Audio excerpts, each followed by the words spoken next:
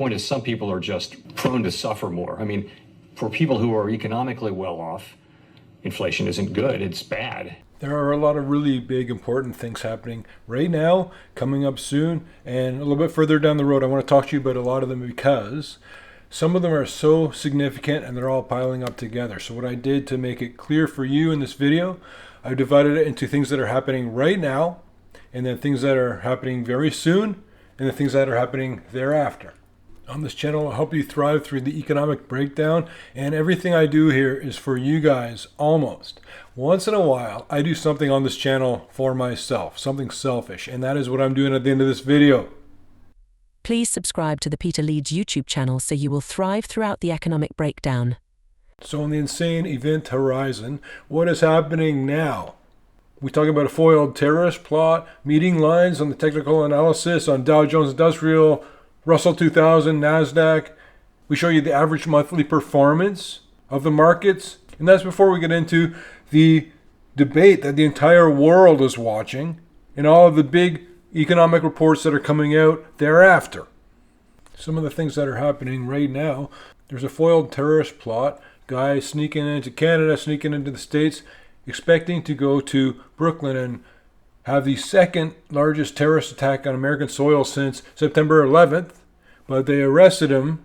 But we'll get into it a bit later in the video. We talk about war and the anniversary of October 7th. We'll get into it then. But check out what I figured out. This is such a specific and technical thing that I found that I've never seen before, and it could imply a negative move in the markets pretty soon. I took a look at what happened Thursday to Friday. Check out these charts. These are all the major indexes. Dow Jones Industrial Average. You can see how the stock opened here, closed there on Thursday. Then on Friday, it opened here and closed there. And it met up exactly. So it was declining. And then the next day, it continued the decline. Meeting lines can be a very negative technical indicator depending on a few other factors involved with it. But here's the Russell 2000. It also showed up. The S&P 500, again, meeting lines right there. What about the NASDAQ? Surely that's got all different stocks on it. It can't trade exactly in the same way. Apparently it can. You can see how the markets have nothing to do with the underlying stocks involved with them. They're all just trading together on psychology. I even thought, is it just the indexes? Could it be individual stocks? And the first few I looked at, they all showed the same thing. Just for an example, here's Newmont Mining, which I told you guys to get involved with months ago. And now they're getting upgrades, supercharging their earnings, getting over the effect of all the increased costs because of inflation. Got everything back on track, and price of gold just happens to be the gravy in the whole situation. And it ain't stopping anytime soon. If you ever wondered what's the difference between a hurricane and a typhoon, it just depends where it happens in the world. Here's a typhoon going on in Vietnam, China. It's a pretty significant one because the water's so much warmer. Same thing that happened with Hurricane Katrina. Category 5, all of a sudden it just warmed up and took out everybody's houses. Now, in Asia, the typhoons are also becoming a lot stronger. It's all the effect of the warmer water because the overall environment has warmed up. And by the way, September is the worst month for the stock market of all. And I'll show you monthly performance by market, by year. This is from Market Watch. This goes back to 1897, Dow Jones Industrial Average, the S&P back to 1928, the NASDAQ to 1971, Russell 2000 back to 1987. And you can see that nothing alarming here. But what's hidden in these numbers is that there could be a big, massive stock market crash that then gets absorbed because there's so many years. So over such a long time, the averages will always be diminished. So they'll be close to 1 or 2%. But the point is there will be a large crash in October. It could be a large crash in September. And then it gets swept up with all the other data, so the number doesn't show up there. But the worst month for the stock market is September, the month we all happen to be in right now. And last thing on my now list is what Janet Yellen just said. She says the U.S. economy remains solid, on a path to a soft landing, Okay, I give her that in a bizarro world. I'll give her that. But it goes on path to a soft landing with no meaningful layoffs. What is it with these people? It's almost like they look at us like we are crabs in a bucket and then they want thanks for carrying the bucket around. We don't care. Yellen was the one who said that there won't be another significant financial issue or incident in our lifetimes. I think we've had two since then. The Peter Leeds newsletter is one of the most popular financial publications of all time. She also was the one that I showed you in a video when she admitted to being wrong about transitory inflation.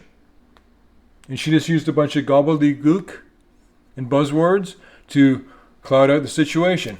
Were you wrong on inflation? She says, well, it was a projection that we misunderstood and we misread the bada. And you could just say you were wrong again.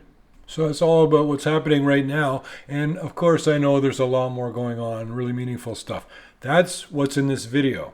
Now we're going to talk about what's happening very soon. This is some of the most pivotal stuff right now. On Tuesday, September 10th, we had the debate. And don't commoditize it. Don't just treat it like a debate. It's like every other debate. This is a moment. This is a very significant moment. You should all be watching this because this could go one of two ways, both very different extremes. And I'm not saying that the debate actually will solve or choose or decide anything. I'm saying that the eyeballs of the entire world are on this debate. There's a lot of ramifications depending which party gets in power for countries like Israel, for example, Ukraine, many others, policies against China or tariffs, and the list goes on and on. This is a light switch, on or off or whatever, however you want to look at it. It's one way or the other. There's nothing close here. And the entire world's watching it because they all have a stake in what's going to happen here. In Europe, you guys are watching it. I know you've said so. Australia, watch this debate. Just this time, they don't watch politics anymore. It's so boring. But this is a really meaningful moment. The day after that, we get the CPI, Consumer Price Index. And then the day after that, it's initial jobless claims coming out. And that's all leading up to the week after that. The Federal Reserve have their meeting on the 17th to the 18th of September. That's when they're going to announce what's happening with rates. Everybody's assuming it's going to be half a point lower. Just wait to see what happens. And what happens thereafter, once that's all out of the way, a lot of this part is also the most significant stuff, the most meaningful in terms of human lives. So, wet blanket Pete, here we go. October is also a bad month for stocks. And not when I show you the average going back to 1806 or whatever, but when I talk about when there was a big outsized stock market crash, what month did that happen in? And we're running the gauntlet right now. September, October, November. But October 7th is the 1-year anniversary of the horrendous terrorist attack in Israel. And we're already seeing, I told you earlier about the foiled terrorist plot. There was another one as well. They caught that guy in Canada too. You know, Canada is the spy capital of the world. There's a much higher likelihood of lone wolf attacks on significant dates. You have to be very vigilant right now on the 1-year anniversary. And then we got the big one on November 5th. That's the actual election. And the next thing I put on my script after that is wars. Because I wanted to say we have the election, and that might be a tipping point where there are a lot of implications depending who wins the presidency. For a lot of countries, talking about military stuff. And many of them may benefit by waiting to see who wins the presidency before they say, oh, I don't know, invade southern Lebanon. See who the new president is before they make a military move. It's not nothing. There's a lot of big anniversaries coming up and the election, and this could be any of a number of ingredients that mix into the pot for a much bigger conflict. But we've been talking about U.S. leading economic indicators a lot lately, and I've been showing you that they're all ugly. But in case you don't know what leading economic indicators are, these are the things that tell you what's going to happen with the economy next, and they're free and widely available and publicly known. So anyone can benefit from them, and anyone can benefit from knowing where the economy is going to go. Some of the examples are home builder confidence. I'm watching that one pretty strongly. Consumer confidence, I already know where that's going to go. Initial jobless claims. Average hours worked, I'm going to go back to that because that's a really important one. Purchasing Managers Index, durable goods orders, the yield curve even. I told you about how the yield curve inverts, signals a recession's coming. It uninverts, recession begins. Recessions begin when they start lowering interest rates. Historically, this is what's going to happen. Recessions begin when the economy falters badly. All of these things are saying recession, and the only ones not saying recession are people like Janet Yellen, who doesn't even realize that there's any meaningful layoffs. That's who's going to tell us how things are going. But the average hours worked. That's the number one indicator you want to be keeping an eye on. Always watch that. Because when a business starts faltering, it's not actively seen or widely known. When the economy is making the businesses struggle along, what they do first, the businesses, they don't want to fire people. This is family when you work together every day. They cut back their hours. That's step one. It's also step two. Step three is hiring freeze. Step four is laying people off. The average hours worked are indicating that businesses are starting to decide to get in healthier financial shape by lowering the amount of hours that they're paying for their workers to conduct. I've been watching these leading indicators and coincident indicators and lagging indicators as long as you've known me. I've been watching it the whole time. I've been writing articles that have been published decades ago talking about the debt load, the debt problem that we're having. America being past the point of no return. Now this is all on everyone's radar. They're all noticing what I've been talking about for decades. Then it's just a bunch of people talking about it, and it looks like I'm one of them as well. But I think that there's a value to giving a little bit more clout to the person who's been talking about it the whole time when nobody else was.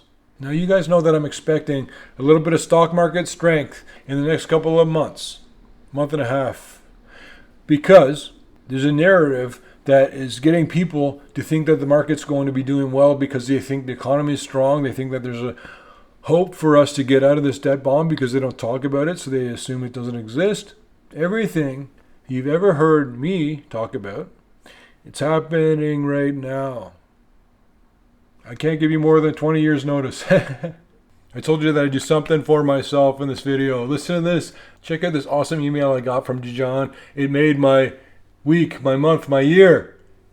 I consider you and Robert Kiyosaki the greatest financial educators of our time. Thank you so much. That made my day. I still do things in my company that I learned through Robert Kiyosaki from 3 decades ago. Decisions I make, the way I do things, is stuff I learned from him 3 decades ago. I love the guy. He's a great influence. And hey, get in touch with me directly, me and you. You just join Peter Leeds Insiders. Then we've got email contact with each other. And you get a special extra exclusive newsletter. And you help keep us sponsorship free and ad free. Please subscribe to the Peter Leeds YouTube channel so you will thrive throughout the economic breakdown.